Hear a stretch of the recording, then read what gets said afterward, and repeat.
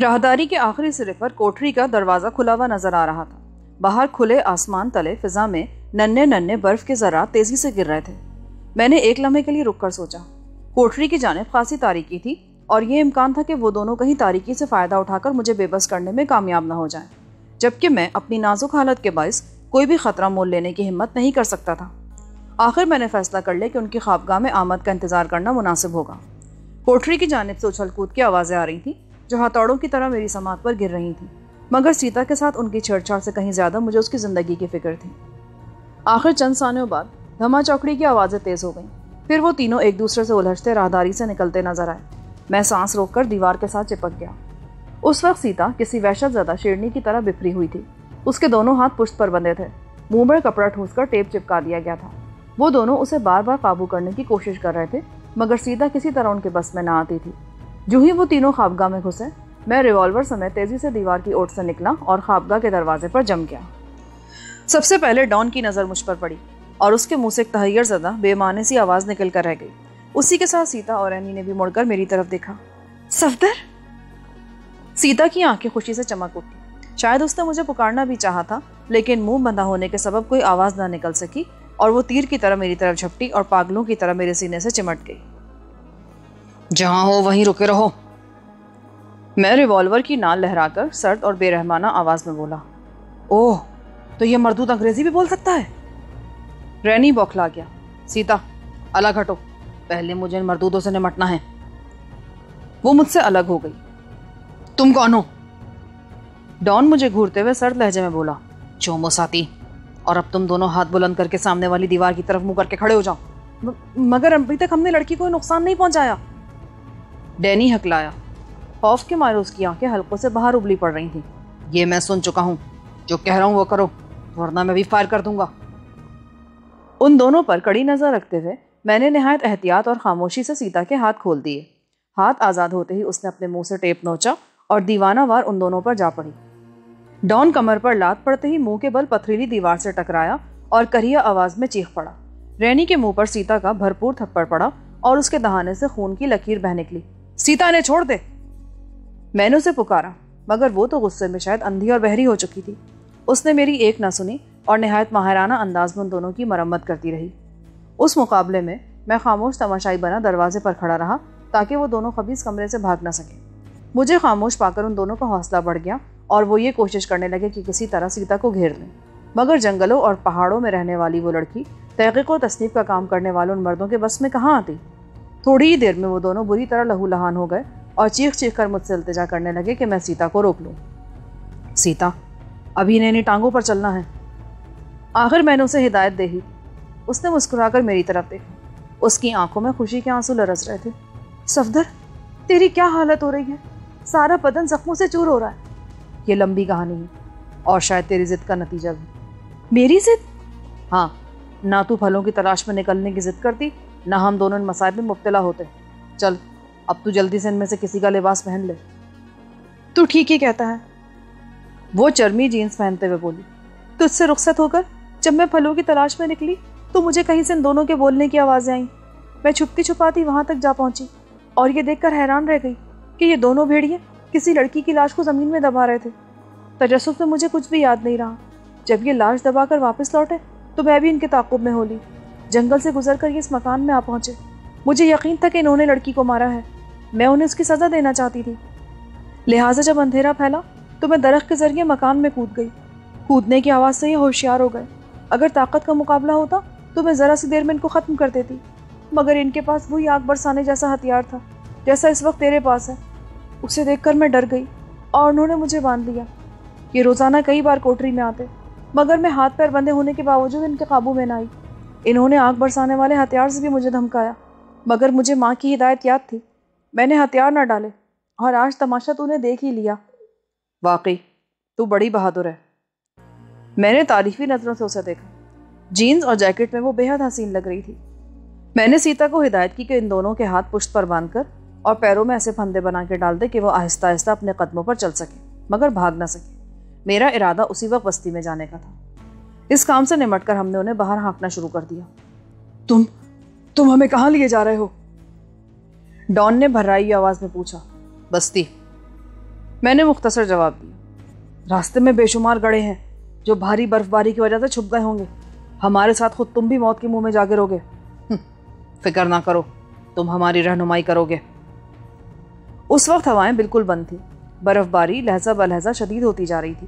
تھوڑی ہی دیر میں مکان کے صحن میں برف کے سفید گالوں کی کئی انچ موٹی تہ جم چکی تھی۔ برف کے روئی جیسے ہلکے ذرات ہمارے شانوں وغیرہ پر بھی تیزی سے گر رہے تھے۔ میں نے بڑھ کر نکاسی کا دروازہ کھول دیا۔ پھر ہم لوگ جیسے ہی باہر نکلے، برف کی سفید دھند میں سے مقامی محافظوں کی ٹولی امنڈ پڑی۔ وہ سب لوگ حیرت سے سیتا کو آنکھیں پھاڑ پھاڑ کر دیکھ رہے تھے۔ یہ میری بیوی سیتا ہے، میں نے نیپالی زبان میں اپنے مالج کو بتایا، اور یہ نینی کے قتل کی چشمدید گواہ ہے۔ نہیں! ڈان ایک دم چیخ پڑا۔ جو مساتی جھوٹا ہے۔ جو مساتی نہیں، میرا نام صفدر ہے، مسٹر ڈان برین۔ سیتا کی برآمدگی کے بعد مقامیوں کی آنکھیں کھل گئیں۔ ڈان اور رینی کو انہوں نے اپنی تحویل میں لے لیا۔ ایک شخص نیزے کی مدد سے برف کی گہرائی کا اندازہ کرتا رہنمائی کرنے لگا۔ باقی سب لوگ ایک طویل قطار کی صورت میں اس کے پیچھے ہو لیے۔ بے آواز اور تیز برف باری میں چند گز دور کی چیز دیکھنا بھی مشکل ہو رہی تھی، مگر مجھے امید تھی کہ ہم جلدی صحیح سلامت بستی میں پہنچ جائیں گے۔ تمہارا قیدی اول درجے کا جھوٹا اور بدماش ہے۔ ہماری غیر موجودگی میں یہ اس عورت کے ہمراہ چوری کی نیت سے اندر گھسا تھا۔ ہم خلاف توقع جلدی لوٹائے تو ان دونوں نے ہم پر بھی حملہ کر دیا۔ ڈان برہمی کی اداکاری کرتے ہوئے میرے مالج سے کہہ رہا تھا، اپنی زبان بند رکھو۔ مالج قہر بھری آواز میں بولا، صفدر ہمارے سامنے تنہا اندر گیا تھا اور یہ لڑکی تمہاری قیامگاہ سے برآمد ہوئی ہے۔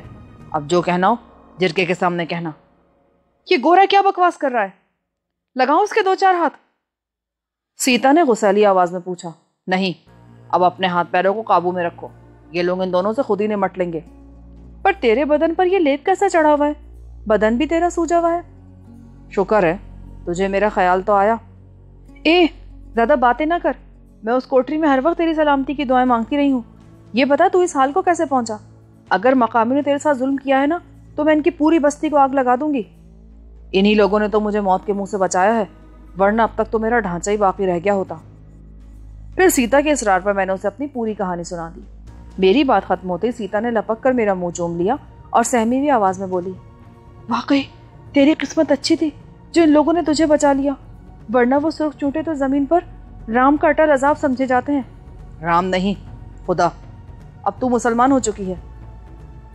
بستی میں پہنچتے پہنچتے اتنی برف گر چکی تھی کہ پوری پنڈلیاں برف میں گھسی جا رہی تھیں۔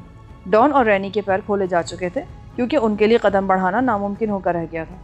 سردار کے جھونپڑے کی چھت سفید برف کے کئی انچ موٹے گالوں کے نیچے دبی ہوئی تھی۔ تحد نظر پھیلی ہوئی برف کی سفیدی میں ابھری ہوئی پھوس اور پتھر کی بھوری، سیاہ اور سرمئی دیواریں نہایت حسین لگ رہی تھیں۔ میرے اندازے کے مطابق اس وقت دوپہر کا وقت تھا، لیکن وادی میں اترے ہوئے گہرے سرمئی بادلوں کی وجہ سے ہر طرف شام کا دھندلا پھیلا ہوا تھا۔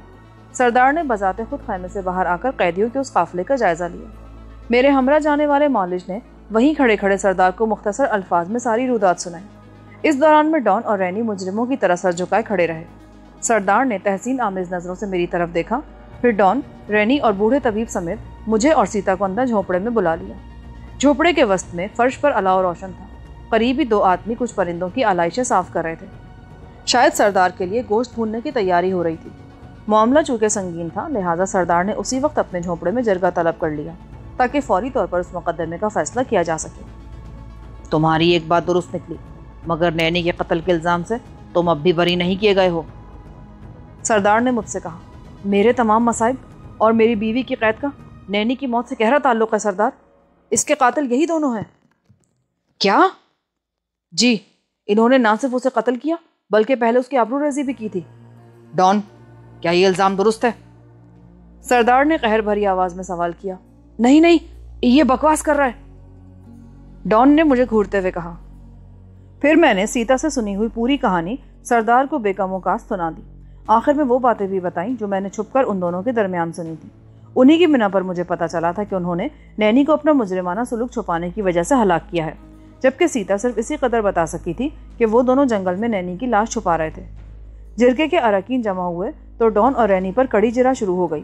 وہ دونوں نینی کے قتل سے صاف مکر گئے تھے، مگر سیتا کو قید کرنے کا الزام تسلیم کر رہے تھے، بلکہ ڈان نے تو اس حقیقت کو اپنی بے گناہی کا سب سے بڑا ثبوت بنا لیا تھا۔ اس کا کہنا تھا کہ سیتا کو اس نے چوروں کی طرح اپنے گھر میں گھستے دیکھ کر پکڑا تھا۔ پہلے وہ یہ سمجھا کہ سیتا کوئی آوارہ خانہ بدوش لڑکی ہے، اور وہ دونوں بھی بے کیف دن گزار رہے تھے، لہٰذا ڈان نے سوچا کہ لڑکی راہ پر آ گئی تو وہ اسے اپنے ساتھ رکھ لیں گے۔ ان کی قید میں 2 دن گزارنے کے باوجود سیتا مزاحمت پر تلی رہی، مگر سارے خطرات مود لے کر بھی انہوں نے اسے زندہ رکھا، کیونکہ ان کے نزدیک انسانی خون بہانا قابل نفرت کام تھا۔ یہ قلع بازی دیکھ کر میں ہکا بکا رہ گیا۔ اگر ان کا اعتراف میں نے اپنے کانوں سے نہ سنا ہوتا تو شاید میں بھی اس دلیل کو مان لیتا۔ یہاں کیا بحث ہو رہی ہے؟ طویل سوال و جواب سے اکتا کر سیتا نے مجھ سے پوچھا، کیونکہ ان لوگوں کی زبان اس کے لیے اجنبی تھی۔ اس پر میں نے اسے پوری صورتحال سے آگاہ کیا۔ یہ سن کر وہ زور سے ہنس پڑی۔ تلخ گفتاری اور تصادم کی اس فضا میں اس کا لاپرواہ قہقہ سن کر سب لوگ چونک پڑے اور غصے سے اسے گھورنے لگے۔ اجنبی؟ اپنی عورت کو لگام دو، یہ جرگہ ہے، کوئی میلہ نہیں۔ سردار تیوری پر بل ڈال کر ناگواری کے ساتھ بولا۔ میں سیتا کو ڈانٹنے کے لیے پلٹا ہی تھا کہ وہ بول پڑی۔ اگر انہوں نے اس لڑکی کو قتل نہیں کیا تو ان سے پوچھو کہ اس رات ان کے کپڑے خون آلود کیوں تھے؟ خدا کے لیے سیتا خاموش رہ، یہاں ثبوت کے بغیر کوئی بات نہیں مانی جائے گی۔ سردار تیری ہنسی سے ناراض ہو رہا ہے۔ میں تو ہنسوں گی۔ یہ کہہ کر اس نے زبردستی کا قہقہ لگایا۔ میں اسی وقت وہ کپڑے لا سکتی ہوں، یہ لڑکی کے قتل سے انکار نہیں کر سکتے۔ اسے باہر نکال دو۔ سردار اپنے آدمیوں کی طرف پلٹ کر دھاڑا۔ سردار، یہ لڑکی نادان ہے، اسے اپنی خوشی پر قابو نہیں رہا، کیونکہ وہ نینی کے قتل کی چند ناقابل تردید شہادتوں سے واقف ہے۔ کیا یہ ہماری زبان نہیں بول سکتی؟ سردار کا پارا ابھی بھی تیز تھا۔ نہیں، یہ لڑکی بتاتی ہے کہ ڈان اور رینی کے خون آلود کپڑے وہ اسی وقت لا سکتی ہے۔ یہ الفاظ ہر ایک کے اعصاب پر بم کی طرح گرے اور ڈان پاگلوں کی طرح چیخنے لگا۔ ہم نے کسی کو قتل نہیں کیا، وہ کپڑے ہماری غیر موجودگی میں ہماری قیامگاہ میں دبا دیے گئے ہوں گے۔ یہ سن کر بوڑھا اور تجربے کار طبیب بے اختیار مسکرا دیا اور ڈان سے بولا، مگر یہ تو کسی نے نہیں کہا کہ وہ کپڑے تمہارے مکان میں دبے ہوئے ہیں، وہ تو کہیں بھی ہو سکتے ہیں۔ پھر صفدر میرے سامنے خالی ہاتھوں تمہارے مکان میں گیا تھا۔ پھر تو یوں لگا جیسے ڈان کا ذہنی توازن بگڑ گیا ہو۔ تم سب ملے ہوئے سور کے بچوں، میں دیکھوں گا تم لوگ میرا کیا بگاڑ لوگے۔ وہ کپڑے ایک تیتر کو ذبح کرتے ہوئے خون میں بھر گئے تھے، جنہیں میں نے اپنے مکان کے صحن میں دبا دیا تھا۔ اب سارا بھرم کھل چکا تھا۔ شدید برف باری کے باوجود پورا جرگہ روانگی کے لیے تیار ہوا۔ ڈان اور رینی بھی ساتھ تھے اور سیتا بساط الٹ دینے پر خوشی سے اکڑی ہوئی میرے ساتھ چل رہی تھی۔ سیتا کی نشاندہی پر صحن کے ایک حصے سے برف کے گالے ہٹائے گئے تو نیچے سخت زمین نکل آئی۔ اسے کھودنے پر ڈان اور رینی کے خون آلود کپڑے برآمد ہوئے، جنہیں سردار سمیت جرگے کے بیشتر ارکان نے پہچان لیا۔ ان دونوں کے چہرے زرد پڑ گئے اور وہ سردار کے سامنے رحم کی بھیک مانگنے لگے۔ انہوں نے واپس آتے اپنے کپڑے تبدیل کر کے یہ خون آلود لباس زمین میں دبا دیے تھے۔ میں درخت پر چھپی سب کچھ دیکھ رہی تھی، سیتا نے مجھے بتایا۔ سردار نے آگے بڑھ کر مجھے اور سیتا کو گلے سے لگا لیا۔ ان دونوں قاتلوں کا سارا سامان تمہارا انعام ہے۔ اب تم برف باری ختم ہونے تک اسی مکان میں میرے مہمان رہو گے۔ تم عظیم ہو سردار، اگر تم نرم دل اور انصاف پسند نہ ہوتے تو میں سیتا کو کھو کر نینی کے قتل کے الزام میں مارا جاتا۔ میں نے وفور مسرت سے کہا۔ سردار، اچانک رینی کی کانپتی ہوئی آواز ابھری۔ میں نے ڈان کا ساتھ ضرور دیا تھا، مگر نینی کا قاتل یہی ہے۔ اسی نے نینی کو اٹھا لے جانے کا منصوبہ بنایا تھا اور وہ اسی کے ہاتھوں ہلاک ہوئی تھی۔ خاموش رہ گندے سور، اس کے ساتھ منہ کالا کرنے میں تو مجھ سے آگے تھا۔ ڈان اس پر جھپٹ پڑا۔ خاموش، سردار نے کرخت آواز میں انہیں پھٹکارا۔ اس بستی میں قتل اور زنا کی ایک ہی سزا ہے جو تم دونوں کو ملے گی۔ خبردار، جو اپنی ناپاک زبان سے نینی کا نام بھی لیا ہو تو۔ میرے دل میں اپنا نیزہ اتار دو، مگر مجھے سرخ چوٹوں کے حوالے نہ کرو سردار۔ اگر تم میری زندگی نہیں بخش سکتے تو مجھے میری پسند کی موت تو دے دو۔ رینی خوف سے پھنسی پھنسی آواز میں بولا۔ سردار نے اس کے وائویلے پر کان نہ دھرا اور پوری جماعت کو لے کر وہاں سے روانہ ہو گیا۔ مجھے اور سیتا کو وہ پہلے اس مکان کا مالک بنا چکا تھا۔ جب ان کے دھندلے ہیولے برف کی دبیس چادر میں روپوش ہو گئے تو میں نے دروازہ بند کیا اور واپس لوٹا۔ سیتا میرے سامنے کھڑی مسکرا رہی تھی۔ میں اس کے ساتھ اندر آ گیا۔ پھر میں نے غنیمت میں ہاتھ آئے ہوئے سامان کا جائزہ لینا شروع کیا۔ گرم کپڑوں، شراب اور سگریٹ کی خاصی تعداد چرمی صندوقوں اور چوبی پیٹیوں میں موجود تھی۔ اس کے علاوہ خشک پھلوں اور گوشت کے چند سربند ڈبے بھی تھے یا پھر کتابیں وغیرہ۔ ان میں ایک چیز جو سیتا کے لیے شدید حیرت کا باعث بنی وہ ایک طاقتور سرچ لائٹ تھی جس میں خشک سیل پڑے ہوئے تھے۔ ان کے کاغذات اور ایک ڈائری سے پتہ چلا کہ ڈان سماجیات کا ایک اسکالر ہے۔ وہ انسان کے جدید سماجی رجحانات سے متعلق ایک مشہور اسٹڈی گروپ کا سربراہ تھا اور اس سلسلے میں کئی تحقیقاتی کتابیں لکھ چکا تھا۔ وہ 2 ہم اثر انسان نامی ایک کتاب کی تیاری کے سلسلے میں کئی دشوار گزار اور غیر مہذب علاقوں کی خاک چھانتا وہاں تک پہنچا تھا۔ اس کتاب میں وہ جدید ترین سائنسی ترقیوں سے استفادہ کرنے والے مہذب معاشروں اور علم کی روشنی سے محروم صدیوں پیچھے رہنے والے گمنام قبائل کے سماجی رجحانات کے تضاد کو واضح کرنے کی کوشش کر رہا تھا، اور ان کے رسوم سے براہ راست واقفیت کا جنون اسے وہاں تک لے آیا تھا۔ رینی ولسن اس کا اسٹینیو اور سیکریٹری ہونے کے علاوہ گہرا دوست بھی تھا۔ ڈان کے علمی رتبے سے متعلق انکشافات نے مجھے ہلا کر رکھ دیا۔ جو شخص خوش سماجی اصلاحات کا دعوے دار تھا، وہ اپنے موروثی ماحول سے نیم مہذب قبائلی ماحول میں آ کر کس قدر بدل گیا تھا۔ اس نے اپنے میزبان قبیلے کی ایک لڑکی سے جو سلوک کیا، وہ اس کے درجے کے انسان کو کسی طرح زیب نہ دیتا تھا۔ ڈان کے کاغذات کا جائزہ لیتے ہوئے میں کتنی دیر تک اس کے بارے میں سوچتا رہا۔ پھر میری توجہ اس علاقے کے دیوار گیر نقشے کی طرف مبذول ہو گئی۔ نقشہ بہت تفصیلی تھا۔ اس میں 83 درجہ طول بلند اور 28 درجہ عرض بلند پر کالی گاپ نامی ایک بستی کے گرد قلم سے دائرہ لگا ہوا تھا۔ غالباً یہ وہی بستی تھی جہاں ہم مقیم تھے، کیونکہ اس کے قریبی بھٹگرا کی آبادی موجود تھی۔ ایک کچی پہاڑی سڑک نیپال کے جنوب مشرقی علاقے سے آ کر بھٹگرا پر ختم ہوتی نظر آ رہی تھی۔ نقشے میں کالی گاپ سے وہاں تک رسائی کا کوئی ذریعہ نظر نہ آتا تھا۔ کالی گاپ کی بستی سطح سمندر سے 14,000 فٹ بلند تھی اور اس سے آگے دلدلی علاقہ تھا۔ پہاڑوں میں دلدلی علاقے کی موجودگی ابھی تک میرے لیے ناقابل فہم بنی ہوئی تھی، مگر نقشے پر اس بارے میں ایک نوٹ درج تھا۔ یہ دلدلی علاقہ 9,000 فٹ بلند تھا اور وہاں بڑے پیمانے پر چونے کی کانیں موجود تھیں، جو بلندی سے بہہ کر آنے والے پانی کے باعث بتدریج خطرناک دلدل میں تبدیل ہو چکی تھیں۔ ان دلدلوں سے اس پار دھولگری کا گلیشیئر سے بھرا ہوا علاقہ تھا، جہاں ہر قدم پر موت اجنبی سیاحوں کی منتظر رہتی ہے۔ یہ تو کہاں کھو گیا؟ یہ دھولگری پہنچنے کا نقشہ ہے سیتا۔ ہماری منزل اب قریب آ چکی ہے۔ اچھا، تو اس کا مطلب یہ ہوا کہ اب تجھے میری مدد کی ضرورت نہیں رہی؟ ہاں، خاص ضرورت تو نہیں ہے۔ نقشہ بالکل واضح ہے، بلکہ اس کی مدد سے تو شاید میں دلدلوں سے گزرے بغیر اس پار نکل جاؤں۔ میں نے اسے چڑھانے کے لیے کہا۔ اس نے تیش عالم میں بڑھ کر وہ نقشہ دیوار سے نوچ لیا اور میرے روکتے روکتے اس نے نقشے کے پرزے اڑا کر رکھ دیے۔ یہ سب بکواس ہے، میں خود ادھر جا چکی ہوں۔ دلدل میں سے گزرے بغیر کوئی ادھر نہیں جا سکتا۔ تجھے معلوم ہے کہ ان دلدلوں میں سے دھواں نکلتا رہتا ہے۔ اس نرم زمین پر جس کا بھی قدم پڑا نا، وہ تحت الثری پہنچ کر ہی دم لے گا۔ اس دلدل میں ایک محفوظ راستہ بھی ہے، میں آنکھیں بند کر کے اس پر دوڑ سکتی ہوں، اور جب وہ دلدل آئے گی نا تو پتہ چل جائے گا۔ ابھی تو ہم برف باری کی وجہ سے یہیں پھنس کر رہ گئے ہیں۔ یہ بہت اچھا ہوا۔ اگر ہمارے آگے پہنچنے پر برف باری ہمیں آ لیتی تو کوئی طاقت ہمیں موت سے نہیں بچا سکتی تھی۔ برف کی سفید چادر کے نیچے قدم قدم پر موت بکھری ہوتی ہے، کوئی بھی قدم انسان کو گہری کھائیوں میں پہنچا سکتا ہے۔ خاموش جنگلوں اور پہاڑوں میں دور دور تک برف کی سفید چادر میں واقعی بڑے خطرات چھپے ہوں گے سیتا۔ خاموشی اور سکون کا خیال اپنے دماغ سے نکال دیں۔ ان علاقوں میں برف باری کے بعد تھوڑی ہی دیر خاموشی رہتی ہے، پھر ہڈیوں میں اتر جانے والی تیز ٹھنڈی ہوائیں چل نکلتی ہیں، جو گھنے جنگلوں میں سے گزرتے ہوئے بھیانک آوازیں پیدا کرتی ہیں۔ یوں لگتا ہے جیسے ان جنگلوں میں ساری دنیا کی بدروہیں جمع ہو کر چیخ رہی ہوں، اور پہاڑوں سے بہہ نکلنے والی برف موت کا سما باندھ دیتی ہے۔ بس یوں لگتا ہے جیسے ہواؤں کے بین سے پہاڑ بھی رو پڑے ہوں۔ ارے تو بڑی زبردست مثالیں دیتی ہے۔ کون کہہ سکتا ہے کہ تو لنگوروں میں پلی بڑی ہوئی ایک جاہل لڑکی ہے؟ میرے لنگور، وہ مجھے اپنے درمیان نہ پا کر کرب سے ان کھنڈرات میں چیختے پھرتے ہوں گے۔ ماں بھی شاید اپنی خانقاہ پر جا چکی ہوگی۔ اچھا یہ بتا کہ دھولگری کی طرف بھی اگر آدم خور برفانی انسان کی مادہ سے ٹکرا ہو گیا تو کیا ہوگا؟ جو ہوگا دیکھا جائے گا۔ اب مجھے بھوک لگ رہی ہے، جا جنگل سے پھل لے آ۔ پھر میں نے چپتے ہوئے لہجے میں کہا، رام کے ہر کام پھر وہی رام۔ مذہب بدل گیا، مگر عادت تو ذرا دیر سے جائے گی نا۔ میں کہہ رہی تھی خدا کے ہر کام میں کوئی اچھائی ہوتی ہے، نہ میں پھلوں کے چکر میں یہاں قید ہوتی اور نہ ہمیں اتنی اچھی پناہ کا ملتی۔ میں سچ کہتی ہوں کہ یہ سفر جاری رہتا نا تو عین دلدلوں پر برف باری ہمیں آ لیتی۔ تو نے اس مشکل کا حل پہلے کیوں نہیں سوچا تھا؟ میں موسموں کا حساب چاند سے لگاتی تھی، مگر تو اتنی گھبراہٹ میں بھاندر ناس لے کر بھاگا کہ میں سب کچھ بھول گئی۔ اوہ، تو شاید تو اپنا چاند بھی وہیں چھوڑائی ہے۔ دیکھ صفدر، اب تو میری ہر بات کا مذاق اڑانے لگا ہے، تو بات ایسی کرتی کیوں ہے؟ میں نے کب کہا کہ میں چاند وہاں چھوڑائی ہوں؟ پھر کیا مطلب تھا تیرا؟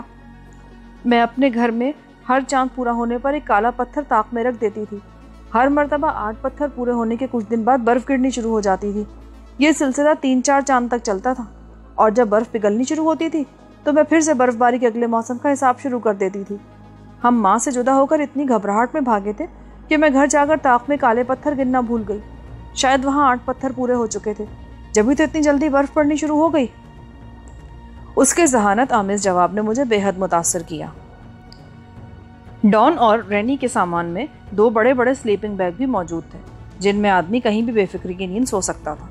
मैंने अब आहिस्ता आहिस्ता सीता को ऐसी चीज़ों के बारे में समझाना शुरू किया जो मैं बाकी सफ़र में साथ ले जाने का इरादा रखता था। सीता के लिए बास चीज़ें बेइंतहा दिलचस्पी का बायस बनी। ये सब उसने ज़िंदगी में पहली बार देखा था। उसे तो अपने बदन पर मौजूद चर्मी जीन्स और जैकेट तक पर हैरत हो रही थी। जब उसके इसरार पर मैंने एक ऐसा ही लिबास पहना तो वो खुशी से उछल पड़ी।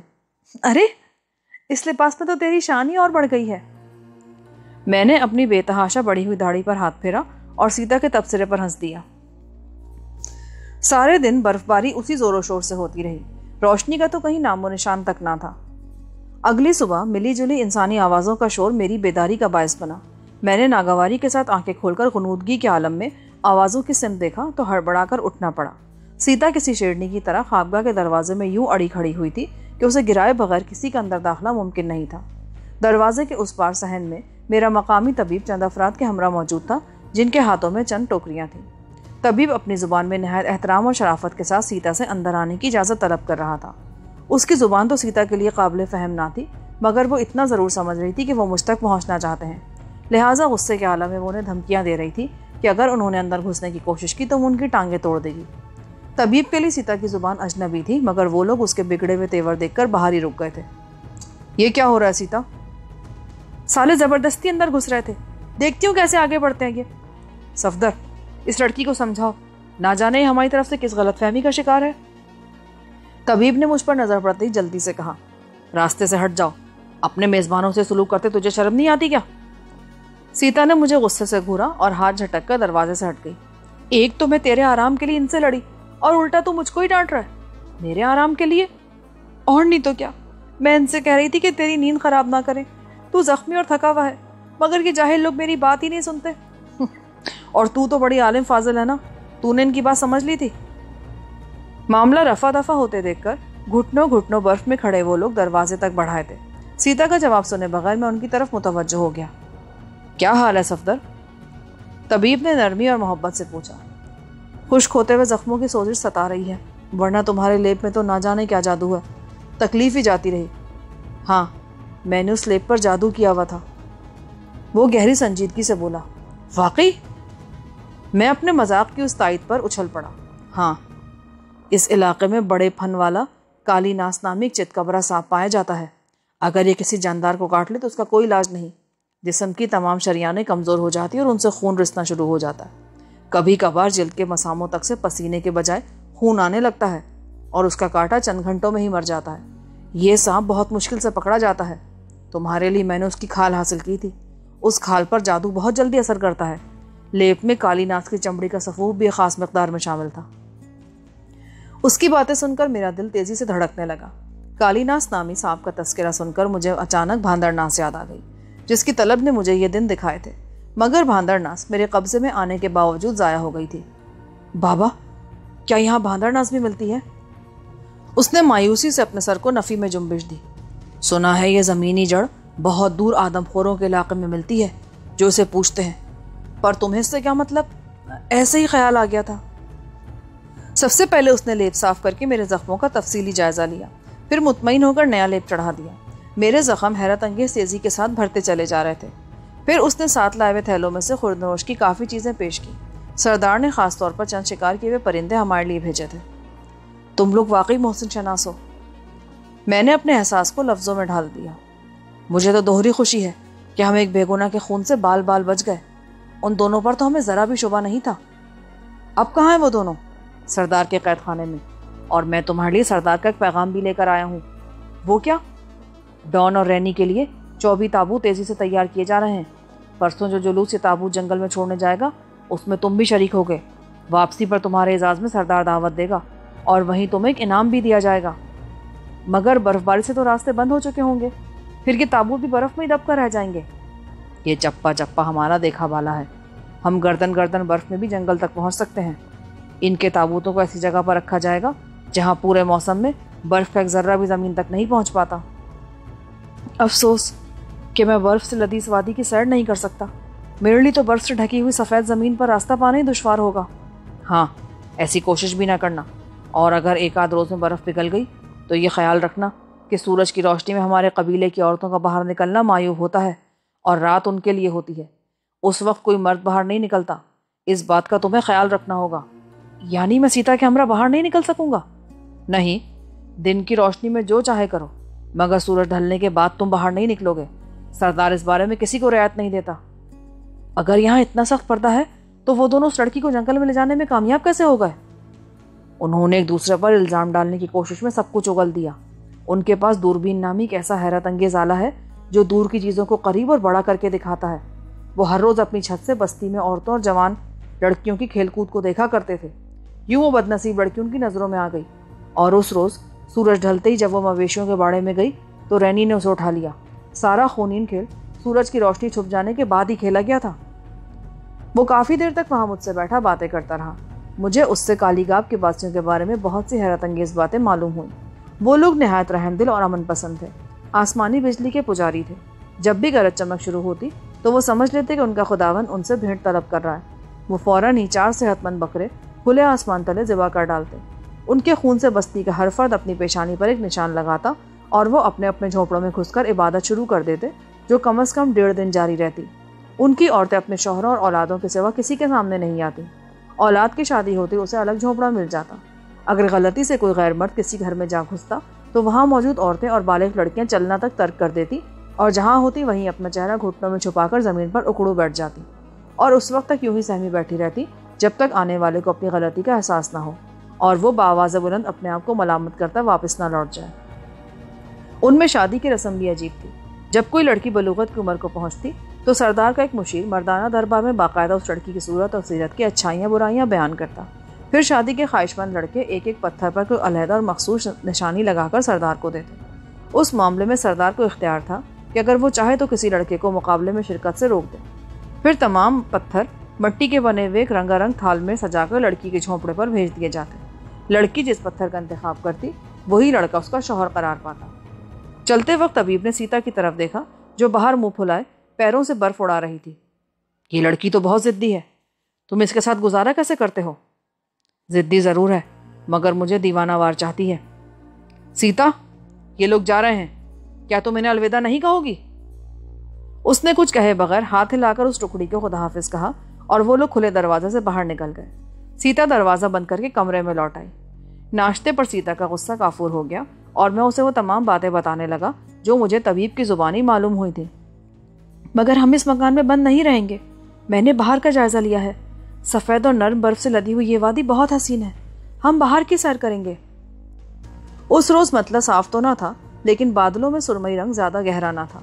हल्के हल्के बादल वादी में ठहरे हुए नजर आ रहे थे, जिनके पेश नज़र फिलहाल बर्फबारी का इम्कान नज़र नहीं आता था। मैंने अपने ज़ख्मों को बचाने के लिए डॉन और रैनी के लॉन्ग बूट पहन लिए ताकि बर्फ़ और उसकी नमी बराह रास्त मेरे ज़ख्मों को नुकसान ना पहुंचा सके। फिर मैं भरा हुआ रिवॉल्वर साथ लेकर सीता के हमरा बाहर आ गया। सीता के हाथ में मकतूल आनंद राम का वो लंबा आहनी चिमटा था जो कालीगांव वालों ने मेरी बेगुनाही साबित होने पर वापस कर दिया था। उससे वो ज़मीन पर बर्फ़ की गहराई का अंदाज़ा करते हुए अपना रास्ता मुंतखब कर रही थी। मैं कुदरती मनासिर की दिलकशी में महव सीता के साथ आगे बढ़ रहा था। कुछ दूर चलने के बाद मैंने वो आहनी चिमटा सीता से ले लिया। सीता मेरी रहनुमाई में कदम ब कदम बढ़ी चली आ रही थी। वो मेरे साथ हंसती मुस्कुराती शोखियाँ बिखेरती चल रही थी कि अचानक उसके मुंह से एक तहैयर ज़दा सी आवाज़ निकली और मेरे कदम ज़मीन में गड़ कर रह गए। मैंने बौखला कर उसकी तरफ देखा तो उसकी निगाहें किसी चीज़ पर यूं जमी हुई थी कि हैरत से आंखें बाहर उबली पड़ रही थीं। सीता की शशदर नज़रों के ताक़ुब में मैंने भी उसी तरफ देखा तो मुझे अपनी बसारत पर यकीन नहीं आया, और जब अपने उस नाकाबिले यकीन मुशाहदे पर सच्चाई का हल्का सा शुबा हुआ तो वो वादी अपनी तमाम तर जज़ियात के साथ मेरी आंखों के सामने हलकोरे लेने लगी। ज़मीन हिल रही थी या वो मेरे हवास की प्रागंदगी का अमल था कि मेरे लिए अपने कदमों पर खड़ा रहना दुश्वार होने लगा।